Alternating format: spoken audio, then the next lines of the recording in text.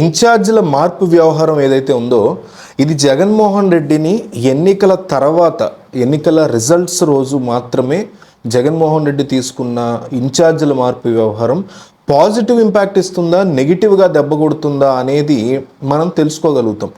ఈ లోపు మాత్రం దీని మీద రకరకాల ఎఫెక్ట్లు ఉంటాయి. ఆ ఎఫెక్ట్లన్నీ నెగిటివ్గానే మ్యాక్సిమం కనిపిస్తాయి. ఎందుకంటే ఎవరు కూడా చరిత్రలో ఈ రేంజ్లో మార్చడం, ఇన్ఛార్జీలని మార్పు చేయడం, మినిస్టర్ని ట్రాన్స్ఫర్ చేయడం చేశారు చంద్రబాబు కూడా, కానీ చాలా లిమిటెడ్గా చేశారు. లేకపోతే కేసీఆర్ చేశారు, లేకపోతే మిగతా రాజకీయ నాయకులు వేరే స్టేట్స్లో చేశారు, కానీ ఇంత భారీ ప్రక్షాళన అనేది ఎక్కడ చేయలే. సో డైరెక్ట్గా జగన్మోహన్ రెడ్డిని మొహం చూసే ఓటు వేయాలి తప్ప మధ్యలో ఉన్న వాళ్ళని పెద్దగా సీరియస్గా పట్టించుకోకర్లేదు అనే ఒక బ్యాడ్ కైండ్ ఆఫ్ రాజకీయం ఇది. ఎందుకనేది మనం కొన్ని వీడియోల్లో మాట్లాడుకున్నాం. సో ప్రతి వీడియోలో అనవసరం.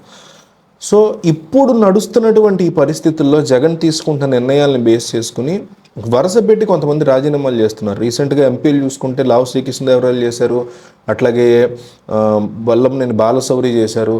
ఇట్లా వరుస పెట్టి కొంతమంది ఎంపీలు, ఎమ్మెల్యేలు ఇట్లా రాజీనామా చేస్తూ ఉన్నటువంటి పరిస్థితులు, అంటే సిట్టింగ్ వ్యక్తులు చేస్తున్నారు. పాలన చేయాల్సినటువంటి రిప్రజెంటేటివ్సే పార్టీకి పదవికి రాజీనామా చేస్తున్న ఈ టైంలో మాగుంట శ్రీనివాసులు రెడ్డి కూడా రాజీనామాకి ఆల్మోస్ట్ సిద్ధమైపోయారు అనేటువంటి వార్తలు వినిపిస్తున్న నేపథ్యంలో ఆఖరి నిమిషంలో బాలినేని శ్రీనివాసరెడ్డితో మాట్లాడినటువంటి జగన్మోహన్ రెడ్డి ఈ అంశాలలో ఈ రకమైనటువంటి ఇబ్బంది రాకూడదు పార్టీకి కానీ, లేకపోతే ముఖ్యంగా ఒంగోలు, ప్రకాశం ప్రాంతంలో ఉండేటువంటి ఒంగోలు అనేది వైసీపీకి చాలా ముఖ్యమైనటువంటి ప్రాంతం. ఎందుకంటే ఇక్కడంతా టీడీపీ యొక్క బలగం ఎక్కువగా ఉంటుంది.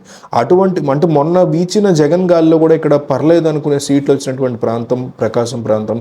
సో ఈ ప్రాంతంలో ఒంగోలు ముఖ్యమైనటువంటి ఏరియా అవడంతో ఈ ఏరియాలో తమ గ్రిప్ కోల్పోకూడదు కాబట్టి మాగుంటకి ఎంపీ టికెట్ ఇవ్వలేకపోయినా ఆయన కొడుకు రాఘవరెడ్డికి ఎమ్మెల్యే టికెట్ ఎక్కడో ఒకటి ప్రకాశంలో ఇవ్వాలి అనే ఉద్దేశంలో జగన్ ఉన్నారని, దాని మీదే 5వ జాబితా కసరత్తులో భాగంగా దాని మీద కూడా డిక్లరేషన్ ఏదో ఒక విషయం చెప్పేలాగా ఉన్నారు బయటకని తెలుస్తోంది.